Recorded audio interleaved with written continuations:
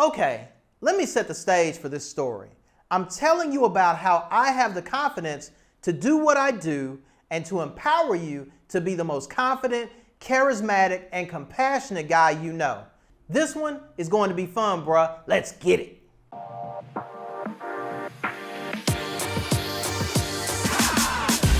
I started in the relationship coaching space about 11 years ago.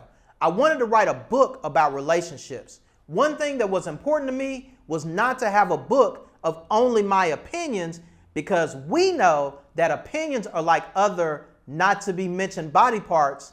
Everyone has one. I wanted data and factual information to be in my book, so I started researching relationships. I ran across great information, but the thing that impacted me the most was learning about the coaching industry. I decided I wanted to become a coach, and when I did, I realized that this was the thing I was missing in my life. I found a big part of my purpose. When I became a coach, I specialized in relationships. I wrote 2 books on relationships: The 9 Tenets of a Successful Relationship for Singles, and Before You Jump The Broom, the premarital guidebook for African American couples. Shameless plug. I'll put a link to those in the description below. I remember writing the first book. I recall thinking, why would anyone care what I have to say about relationships? I remember a friend telling me not to spend too much on coaching and writing so that I wouldn't lose money. Those things didn't shake my confidence though. I had an inspiration that I couldn't fully explain and I didn't truly understand, but I knew I had to do it. Also, around this time, I met my future wife. I found out she loved a certain artist, and when I decided to propose, I thought it would be cool to reach out to that artist and see if I could propose on her stage. My confidence was getting stronger, y'all, because I was stepping out on faith in what I already knew inside that I needed to do. She was incredibly gracious, and I had the opportunity to drive to Atlanta and surprise my lady with a proposal in front of like 5,000 people on stage with her favorite artist. I knew that if she was the one for me, she deserved a memorable moment. So we did that, and she said yes. Even though she didn't say it immediately, I wasn't sure what was going on there for a second. There's a link to my other YouTube channel in the description below. You can watch it there. Fast forward a couple years, and I'm still coaching and writing for some of the most prominent sites on the web about relationships. Out of nowhere, I had the opportunity to move from my hometown to Atlanta, Georgia.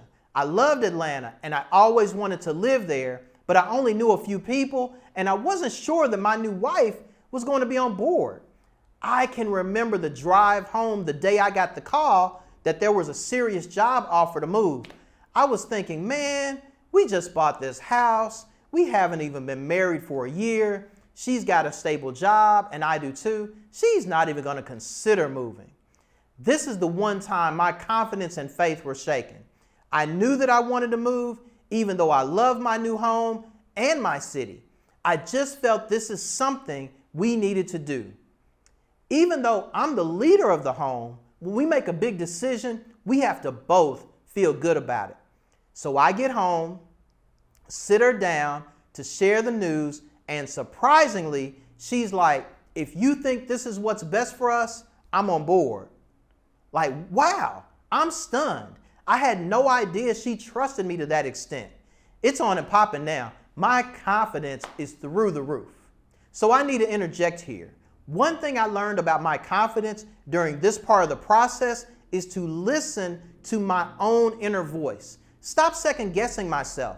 Honestly, that remains my biggest challenge. And I know it's a challenge for a lot of you. What works for me is to double check the information and then move forward. Don't worry about the outcome. For example, the video that we posted before this one mentions women being designed to serve. Although I researched this topic quite a bit and I'm clear on what I learned, I was hesitant to post it because I knew there could be backlash. But listen, having true confidence is knowing that what you believe in and following through on those specific things. If you're new to the channel, I'm Jay Hurt. Welcome to my channel, The Confident Charismatic, where we talk about charisma, confidence, and winning at life. Today, we're talking about how I developed the confidence to get to this point in my journey. So we move to the A. The Braves, Falcons, Centennial Park. I just heard a trunk rattling, so you know we're in Atlanta, the home of Dr. King, Ludacris, Waffle House, and Lemon Pepper Lou Wings. Check this out. Y'all will have to Google Lemon Pepper Lou Wings. I haven't had them, but you can tell me if they're dope or not. So we're in Atlanta with my new job, but it takes only a few months to realize things aren't really going well. We get new management and we don't see eye to eye on some things. I toughed it out for quite a while, but eventually I was going to be in a position where I was going to be forced out or moved to another department. Something was going to have to give. I was working on some opportunities when a company popped up out of the blue to give me the position I needed. I stayed there long enough to get on solid footing. We moved to the area of the city we desired to live in and began looking into buying a house. Then I lost my job. My confidence, y'all, it's still unshakable at this point though. I had to take a gig position for a little bit.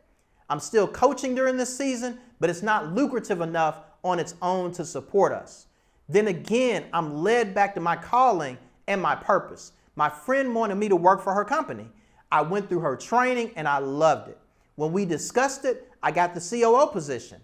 That took confidence to go from working for the COO at my last job to becoming COO in my new role. It's an amazing company and I'm still the Chief Operating Officer 3 years later. You have to be aware, none of those steps was easy. Almost all of them were somewhat scary. Writing a book when people really aren't in your corner supporting you, staying the course anyway. Meeting your future wife, but sticking your neck out to see if she would accept your proposal in front of a lot of people. Buying a house, then moving to a new city with your original home still not sold. Working to prepare to buy a home, then lose your job, but staying confident throughout the process. Eventually bidding on 13 homes during the great home rush in 2021, losing every single bid, some by more than $50,000, except the last one. It took a lot of confidence and patience that our timing was right and we had to stay the course. Also, shout out to the most awesomest in Atlanta, Danielle Baker. Is awesomest a word? I don't know. But there's a link to her information below. If you need a house in Atlanta, she's the best agent out there. Most of my life, I've been a somewhat confident person, but I know developing confidence isn't always easy. You have people that are hating on you, some are in your face, some are in the shadows. How do you handle when people aren't supportive and don't create the space for you to develop your confidence? I would encourage you to believe in yourself, your values. Who you are is the reality. Who they say you are or who they want you to be, that's fiction. Ignore the noise and take actions that align with what you believe in. Focus on the bigger vision. If it's getting a raise, getting a woman, buying a house, or being confident enough to build strong relationships, focus on those goals. Listen to the tactics on these videos to get there, but also read books, go to websites, get in groups with like-minded people with similar challenges. Bruh, we're not an island. We need others to help us build our confidence. Personal development is important, and we have to develop relationships with others, which in turn helps to build our confidence. We have a men's group at our church. I can't tell you how much I love helping to hold space for other amazing men. In the social media world, especially when it comes to relationships, so much of the content is targeted towards women. It's so important to realize that men need support and space to become confident, to become leaders, to develop charisma, to understand empathy and compassion, and to have a place where we can simply support one another as we walk this journey. I wanted to bring that same power and energy that we have in our group at church to this platform. If you have stayed to this point, gentlemen, I want you to know that everything you want is within your grasp. We're going to touch on everything you can do to develop the confidence you need to get what you want, the most important point for my confidence in any area, and you'll hear me say this over and over and over again, is preparation. We're going to work on being prepared in every area of life, and in turn, having the lives we want, the marriages we want, making more money, having more sex. I mean, if you want that, I'm just saying. The careers we want, the businesses we want to run, and the confidence to know each one of us has the power to do what we want to do. We just have to unleash it.